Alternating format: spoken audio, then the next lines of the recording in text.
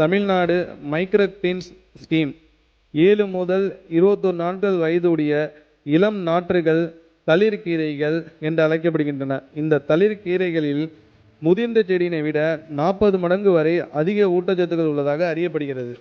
எனவே புதிய முயற்சியாக 2026-27 ஆண்டில் 1,20,00,000 ரூபாய் மாநில நிதி ஒதுக்கீடு செய்யப்படும்.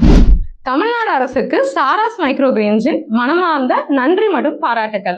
2026-2027 பட்ஜெட்ல மைக்ரோ கிரீன்ஸுக்கு தனியா ஒரு இடம் ஒதுக்கி அதுக்காக 1.2 crores ஒதுக்கி கொடுத்துருக்கீங்க. இந்த மைக்ரோ கிரீன்ஸ் நம்ம பண்றதுக்கு குறைவான இடம் இருந்தா போதும், குறைவான நீர் இருந்தா போதும், குறைவான காலம் இருந்தா போதும். ஒரு 7 நாள்ல மைக்ரோ கிரீன்ஸை நம்மளால க்ரோ பண்ண முடியும். 7 நாள்ல இது க்ரோ ஆனாலும் அதிகப்படியான ஊட்டச்சத்தை கொண்ட மைக்ரோ கிரீன்ஸ் தான் நாளைய நியூட்ரிஷன்.